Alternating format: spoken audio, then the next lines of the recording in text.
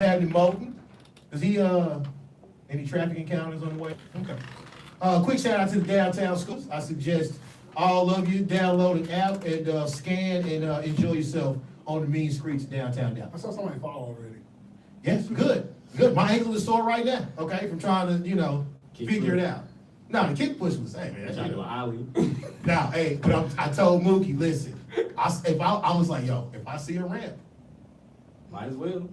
you get up in the parking lots one day, over on Elm. Hey, you know what you should do? When town view is empty, just go down the parking lot. Yes.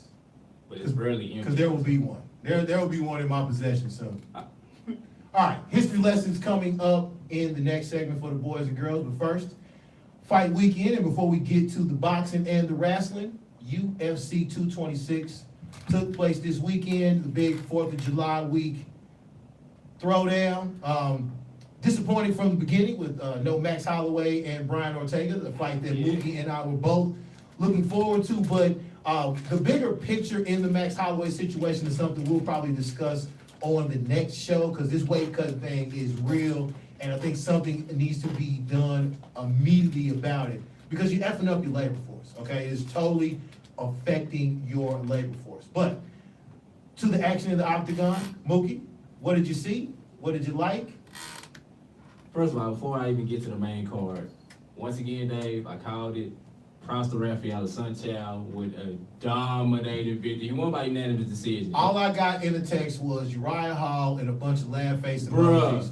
And Okay. then you sent me that text before I got the ESPN notification, bro. Dog.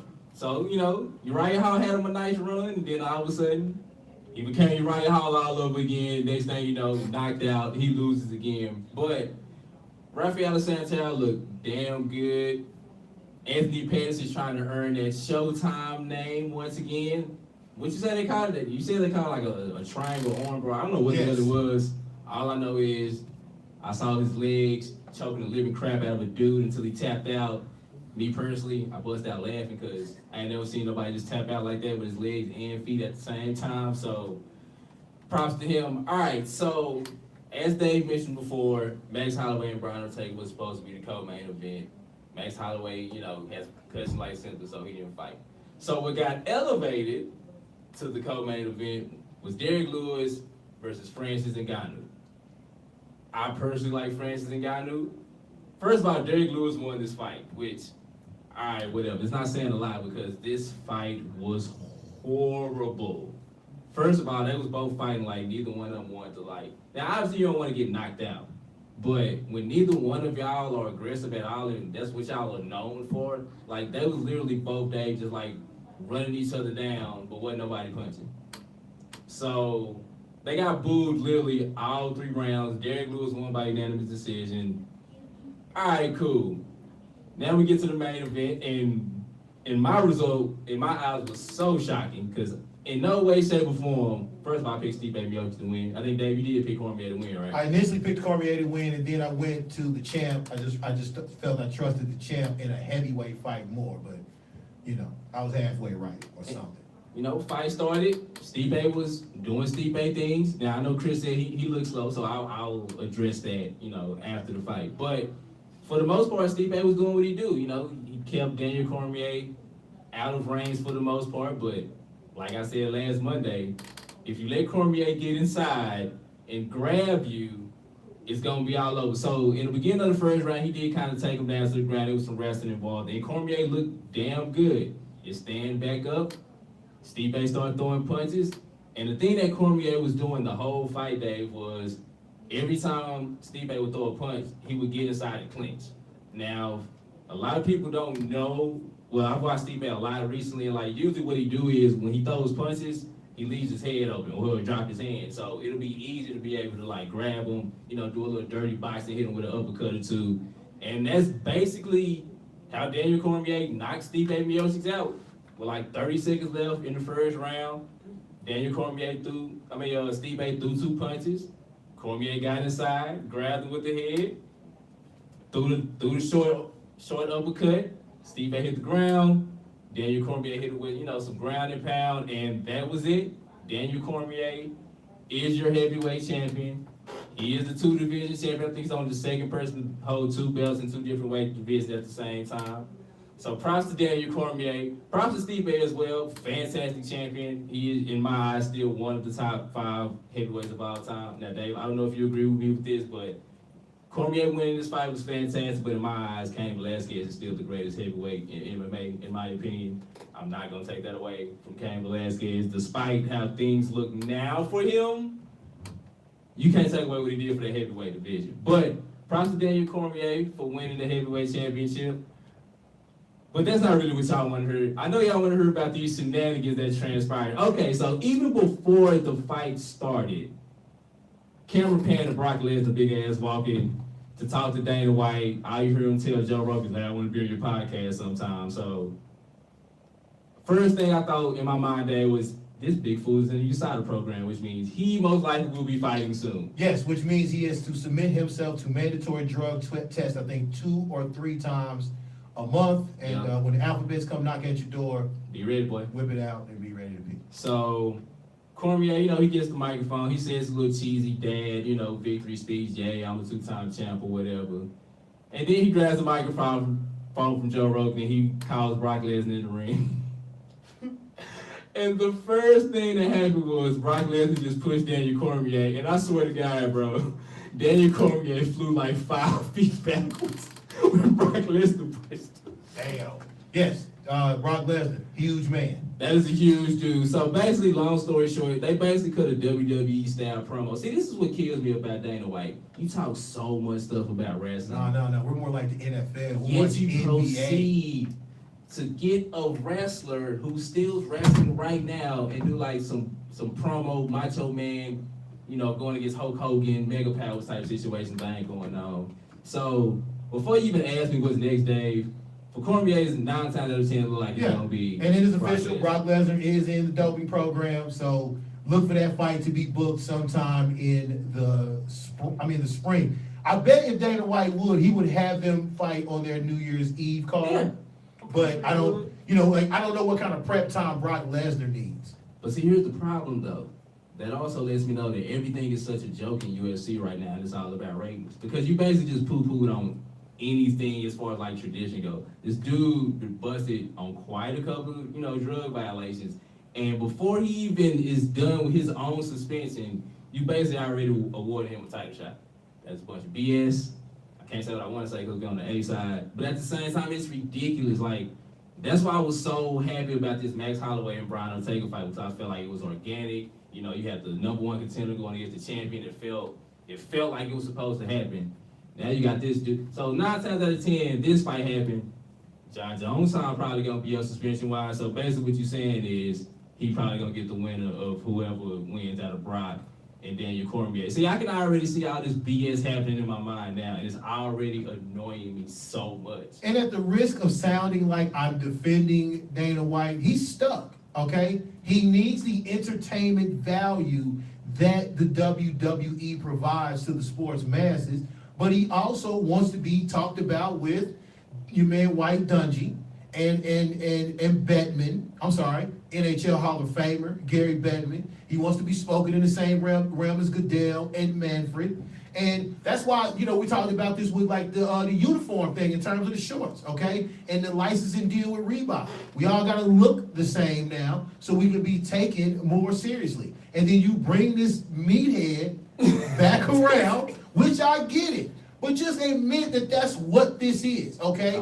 We have one foot in the sports entertainment world, and then we got one foot in the other sports entertainment world where we try to present ourselves as a button-up. The problem is you can't do both and expect to be respected in both worlds. That's why we love Vince, okay? Because Vince knows what he is, he knows who he is, and this is what it is, bro. But this also kind of like validates the point that like people like Demetrius Johnson have. You know what I'm saying? Like, you say I'm not a drought, but at the same time, I've been your best champion, your most consistent fighter for like the last 8 years he won a title, 2010? Yep. So at the same time, you can kind of see, especially after this Derrick Lewis and Francis Ngannou fight, you can't say nothing about a flyweight fight ever again about being quote unquote boring when these two big fools went out there and put out such a snooze fest that it was just ridiculous.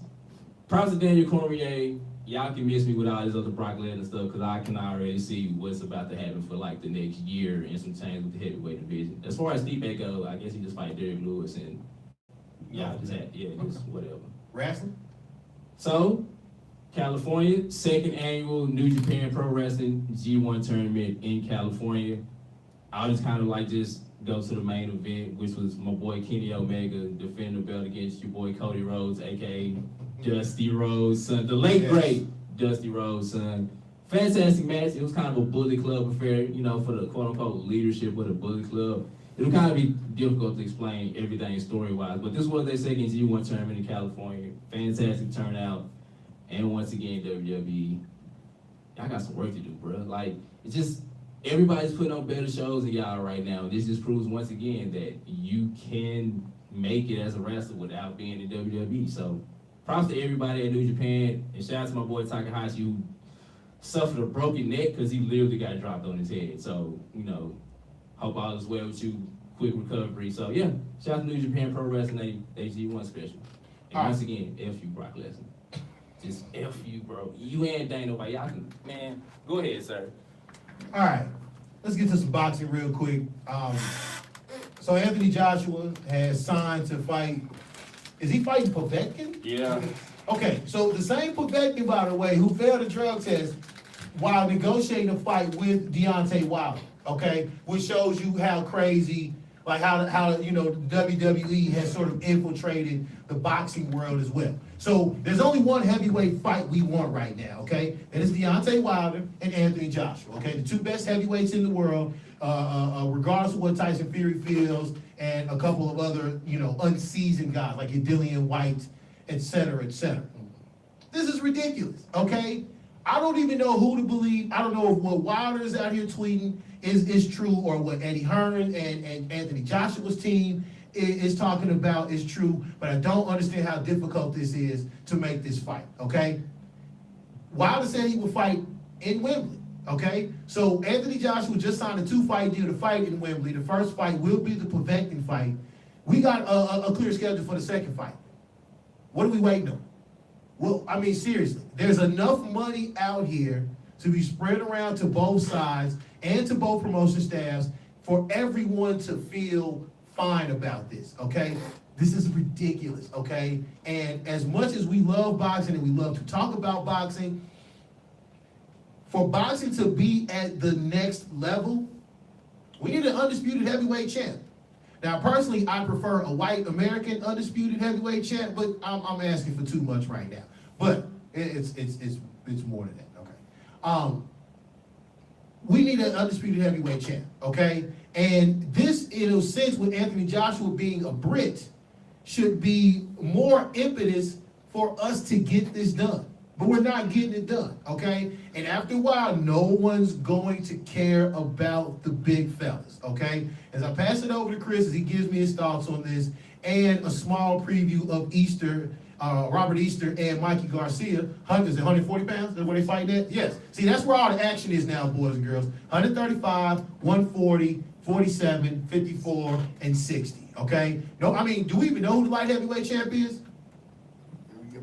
It's Kovalev again, right? It's Kovalev again. We don't give a damn, because ain't Andre Ward there no more, okay? He beat up on Pascal, and none of the other dudes want to fight him. I mean, you know, it wouldn't make sense for Badu Jack to move up to like light heavyweight or something, you know? So, we don't even care about the big dudes no more. Chris, Wilder and Joshua thoughts, and Easter and Garcia thoughts. Yeah, the interesting thing about the whole fight between those two, I think, is I don't think that, you know, for his Joshua, I don't think his team thinks he's seasoned enough to fight well. See, that's what I'm tending to believe myself. Because for me, if you don't want to do this fight, and I know he fights this Saturday, by the way, King Kong Ortiz. He fights this Saturday. Maybe that should be the setup fight for him to fight Wilder, to get the measuring stick. Because the thing is this, Wilder struggled with Ortiz, as we saw.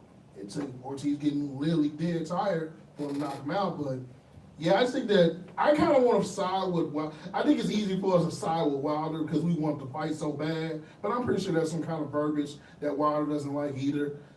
Because it looks, what the story looks like right now, the narrative that's being pushed is that, you know, Joshua's scared. And I don't know if that's the case, but I do think at the same time, I don't think they think he's seasoned enough. I mean, look, his last notable big time fight that he had with a good fighter was Klitschko. And he got knocked down by Klitschko. And this is the Klitschko with no kind of power, no kind of finesse skill whatsoever. He was just out there slugging. So imagine what a Wilder would do to him. So maybe that's the fear because they understand, look, man, this ain't a Lennox Lewis situation, man, where, like, look, man, he's already had some season fights, and if he loses, we still got our brick champion. I think that they understand it's going to be a major blow for him. So it is what it is. I mean, like, I'm not planning to see the fight because this reeks of, like, the Pacquiao-Floyd situation. Speaking of Pacquiao, he fights this weekend Yeah. What? Yeah. in Malaysia against Lucas Matisse. You're talking about two washed up fighters. Yeah. On ESPN Plus if you got your Yeah, subscription. Matisse, yeah.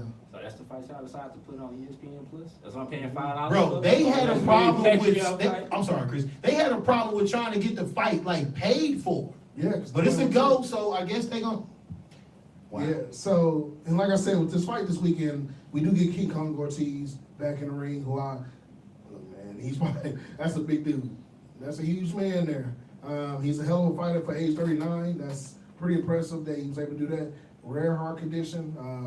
For somebody who has that same deal as him, I don't see how he's able to do that. But pretty amazing. This also sets him up possibly for a Dylan White fight to try to get that, next contender for, Deontay Wilder. I was kind of hoping that Wilder didn't fight Joshua. It would have been a rematch between them two because that was a good fight, I thought, overall. But for the main event, I mean, we all know who it is. We got Mikey Garcia versus, Robert Easter Jr. And look, I'm a huge Mikey Garcia fan. I'm a huge Robert Easter Jr. fan. I was on the Robert Easter Jr. fan base when he was in Golden Gloves. I just never had seen a guy that tall for that weight class. He's 6'1", hell of a reach, got power for days. He's Tommy. I mean, like, if you want to compare boxers, he's like Tommy Hearns. That's who he is. I mean, Tommy Hearns always had the reach, had the power and everything. And he just, Robert Easter also has skill to go along with that. He's looking to unify that division, as well as Mikey Garcia. Now, my thing on Mikey Garcia is this. People seem to forget this kid has already moved up 3 weight classes in the last 2 years, and he's dominated. Now, of course, along the way, he's kind of avoided a couple of guys like Bud Crawford to be mentioned and things like that. He's looking to put in some work, and I think that this is a good fight for both guys because this is kind of their Achilles heel for both guys. Robert Easter seems to struggle with guys who stay busy, and Mike Garcia struggles with guys who got reach. So I think that's going to be an interesting fight. For me personally, if I had to pick a winner, I'm a little afraid that Robert Easter's going to get a little too. You have to be active against Mikey Garcia. Because one thing Broner did that was bad, Broner likes to sit around for like 10 rounds. And then he'll say, oh, yeah. Oh, by the way, there's a fight here. Let me Punches. start throwing these couple of combos and make myself look good for the last 2 rounds. And it cost him the fight. Mikey Garcia consistently would throw 100 punches each round until he lands combinations. He's a fluid boxer. He commands a lot of space. He also doesn't give you a lot of space. He's a bulldog. He reminds me kind of like Triple G. Hands up, comes straight at you. And Robert Easter, I would like to see his defense to be a little bit better in this fight, but I think he's a tremendous fighter.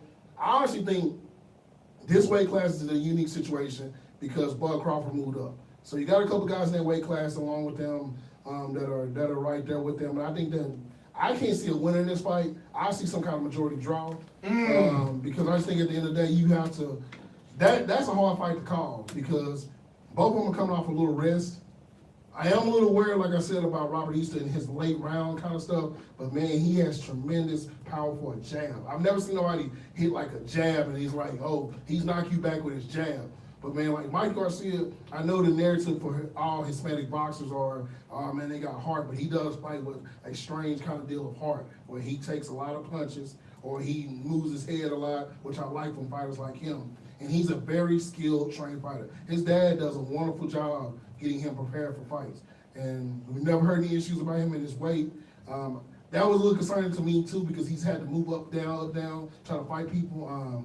But he's dominated every fight I've seen him in. Like Robert Easter, there was some times when we were like, hey man, you all right? He'll finally get together. But Mike Garcia, he ain't lost around in like almost 3 fights. So just keep that in mind. Like, he ain't lost around in 3 fights. And in boxing, you can lose a round just easily by just getting out punched. So I think it's gonna be a great fight. This also may bring some things to move one of those guys to 147. Man, because I tell you what, man, Wait a minute. the rumblings that I'm getting already is this: Robert Easter wins this, he unifies, he's moving to 147. And if he gets in 147 territory, there's The best man, division in boxing that, right now. That may be, look, from an all-time sake, Dave, I'm going to go on this note. I know we can always go back to the 80s with that division. Man, let the old heads hear you say that now. With the Hearns, Hagler, Duran, Arturo Gotti's of the worlds, the Lexus Guelos, et cetera, et cetera. But I think that, man, that may be the best weight class we've seen in a long time because you're telling me guys under 30. That's the thing. When your oldest fighter in that division, not naming Pacquiao, of course, of prominence will be Sean Porter at 31. Man, that's pretty good. Who does he gonna fight? Danny Garcia, right?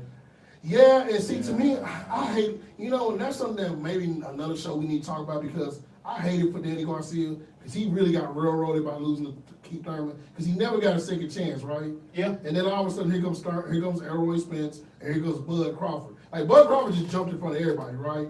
And was like, yeah, bro. Well, he jumped in with amazing credibility, though. Yeah, and I hate that, but for me, like, that division, that's going to be a weird division. I don't think that division is ever going to be unified because of one thing. Because you're going to have to find a way to put these fights together.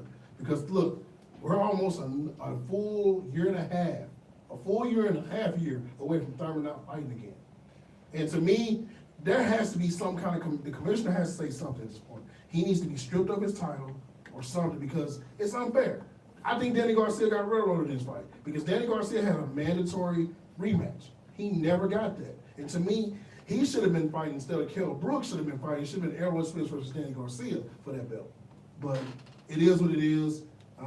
Shout out to that division, and we got some news pretty soon on David Benavidez. Our boy won at 160. So, and Triple G, anybody heard Triple G's yet?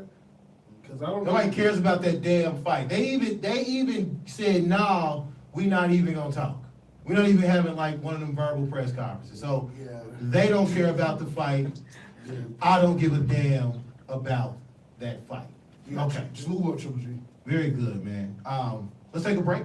Our final break of the evening. When we return, history time, sports, movies, music, video games. I heard there weren't